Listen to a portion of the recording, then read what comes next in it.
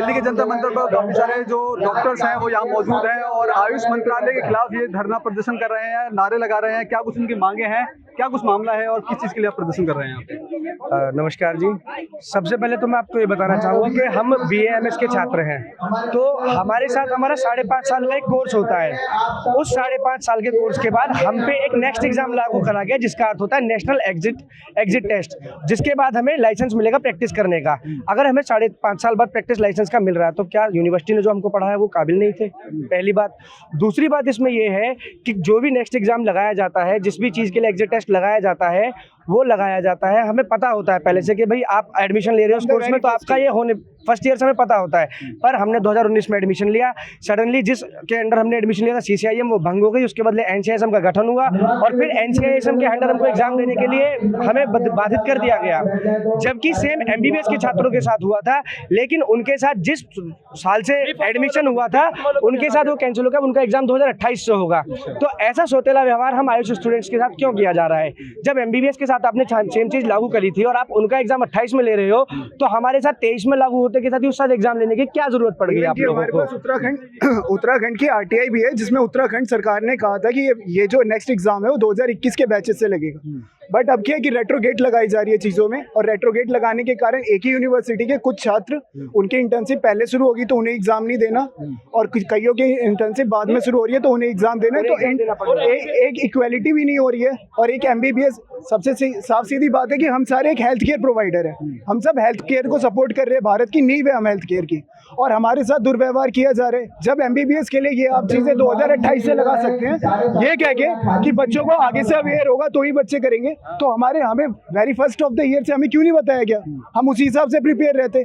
कोई student final year में पहुंच चुका है, अब आप उसे बता रहे हो कि आपको एक अलग एग्जाम देना है। पहले इन्होंने निकाला कि फाइनल ईयर का एग्जाम ही आपका एग्जिट एग्जाम होगा, अब वो चेंज करके इन्होंने कहा क्या कहा कि एक अलग से एग्जाम देना पड़ेगा।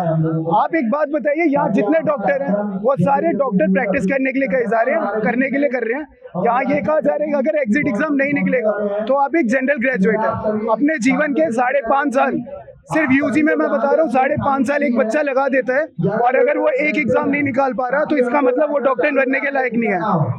आज से पहले क्या अच्छे डॉक्टर नहीं बने? अच्छा, मांगे क्या हैं आप लोगों? हमारी मांगे ये है कि जो भी है, हाँ, ये ओल्ड बैच जो अब न्यू करिकुलम आया है, न्यू करिकुलम में at the time of counselling आप बच्चों को अवेयर कराओ कि हम आपको एक एग्जिट एग्जाम लाइसेंसिंग टेस्ट लेंगे। पुराने बच्चों को डार्क में रख के आप एग्जाम लेके कुछ भी नहीं कर सकते, क्योंकि आप अगर कहीं पे डार्क में रख रहे हो, एक आज की डेट में एजुकेशन भी बायलैटरल बॉन्ड है, अगर आप अपना बॉन्ड पूरा नहीं कर रहे तो हमारे कहने ना कहने से क्या फर्क पड़ता है? नए स्तर से शुरू करो, नए स्तर से रेगुलेशंस बनाओ, सिलेबस बनाओ, उसके अकॉर्डिंग। आप कुछ भी नहीं दे रहे, आपको बच्चों को सिलेबस भी पता नहीं है। We don't know the what is the exact syllabus. Okay, हम क्या पढ़ेंगे क्या पता नहीं, कुछ भी पता नहीं, बच्चों को कुछ भी पता नहीं है। आपने एकदम से लगा दिया, ये गलत है, बिल्कुल सरासर गलत है। आप नए बैच से नए स्तर से काम करिए, और एजुकेशन सिस्टम नए स्तर से काम होता है, तभी आपको उसमें भी सहायता मिलेगी। नए ये पुराने सिस्टम पे हाँ त्रुटि है, उसको सही करो, ये गलत है, ये सरासर गलत है। कुछ महिलाएं डॉक्टर भी उनसे भी जानेंगे, अगर आज ये प्रदर्शन कर रहे हैं, यहाँ से कुछ निष्कर्ष नहीं निकलता तो अगला कदम क्या होगा?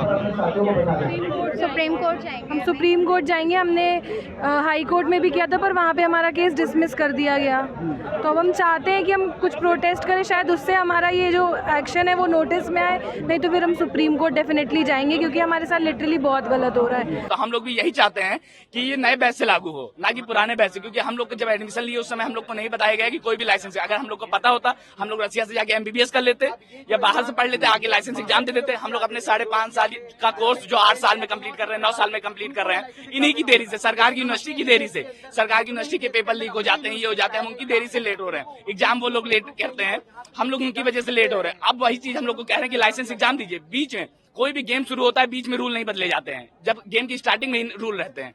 अब सरकार यही कर रही है कि हम लोग के जो भी कोर्स है उसके बीच में रूल बदल दे रही है। ऐसा क्यों?